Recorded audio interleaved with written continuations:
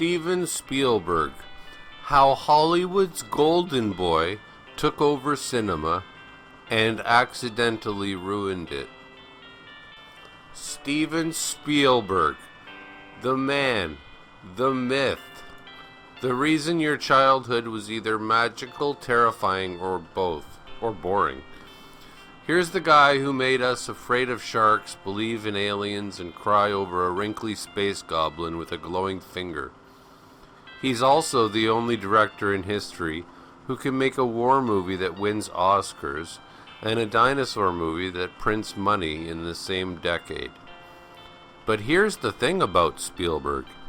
He's so good at making movies, he accidentally broke Hollywood in the process. He's like the scientist in his own movies. Brilliant, not brilliant. Visionary, not so much. And completely unaware that his creation will one day destroy everything he loves. Once upon a time, in the late 60s, Hollywood was run by old, tired men who thought the future of cinema was more musicals, more westerns, and absolutely zero originality. Then came Steven Spielberg, who also had zero originality, but who was a film prodigy. He snuck onto the Universal lot as a teenager, lied about having a job, and somehow convinced people to let him direct television episodes before he was old enough to rent a car. Then at 26, he made Jaws, which was in 1975. Jaws changed Hollywood forever, because Jaws wasn't just a great thriller, it was a monster. It made so much money that Hollywood executives suddenly realized, wait, what if we stopped making weird artsy movies and just made exciting, dumb fun for the masses? Boom! The summer blockbuster was born. And Spielberg? He became Hollywood's golden boy. The first total nerd to win the war against the cigar-chomping old guard. And then he did it again. In 1981, he gave us Indiana Jones, a character so cool that he made archaeology look sexy. But Spielberg wasn't just making blockbusters. Oh no. In 1982, he made America cry like they just found out Santa isn't real. I was 5 when E.T. the Extraterrestrial came out, and it was, like all of his movies, very forgettable. It was a movie that proved he could literally film a puppet with a light bulb in its finger and still make people sob uncontrollably. At this point, Spielberg was unstoppable. And then he made The Color Purple, which I haven't seen. And I doubt I would bet hard money that I will never watch it. Because nothing says I can do prestige cinema like adapting a Pulitzer Prize-winning novel after spending the last decade directing explosions and space aliens. And guess what? It worked. Spielberg got Oscar nominations. Hollywood respected him. But little did he know, he was slowly accidentally destroying, I don't know about accidentally, destroying cinema itself. There is a legal term called ignorati non excusat, which means ignorance is not an excuse. Then came Spielberg's reign of terror, also known as the 90s. By the time the 90s rolled around, Spielberg wasn't just making movies. He was creating cultural landmarks. Fucking doofus that he is. In 1993, he delivered 2 of his biggest films in the same year. Jurassic Park.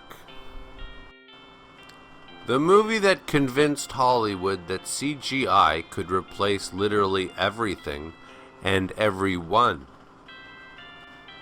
And then Schindler's List, which bored the living shit out of me. The movie it was the movie that convinced Hollywood that Spielberg could make you feel horrible whenever he wanted to. Oh, how I hate this guy. With Schindler's List, Spielberg officially transcended blockbuster entertainment and became a serious filmmaker. So naturally, his next move was Jurassic Park 2. I refuse to show any more pictures of his movies because I do not want to advertise for anything further. I never wanted to advertise for him in the first place, but you know what? Cinematic history requires that we review this asshole.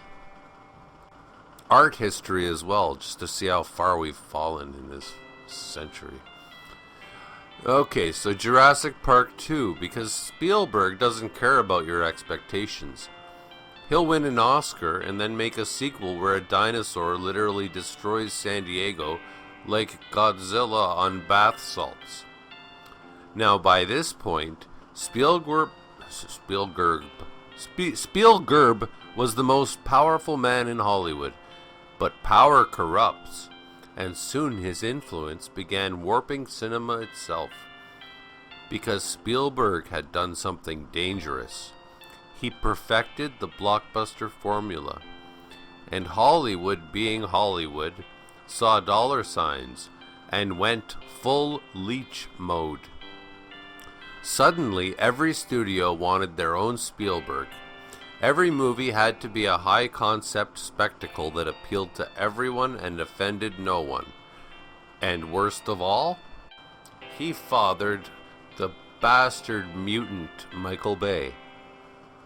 Well, that's one of the worst things of all. But the other worst thing of all is that Spielberg created the modern franchise era. Because guess who was mentoring a young director named George Lucas while all of this crap was happening? Yeah, Lucas is partially his fault too.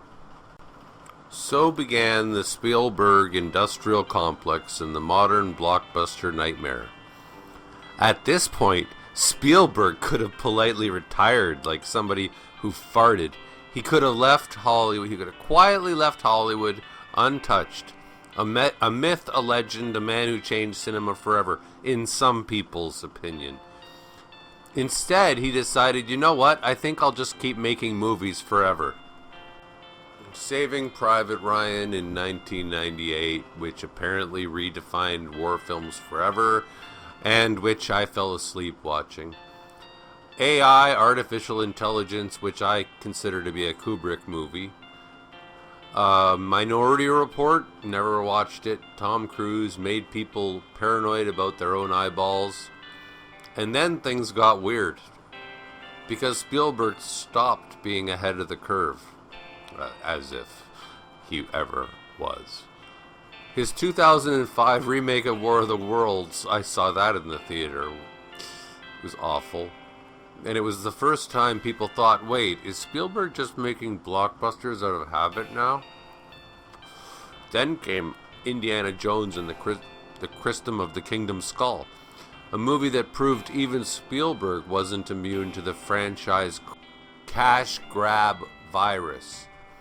At this point, Spielberg wasn't ruining Hollywood directly anymore.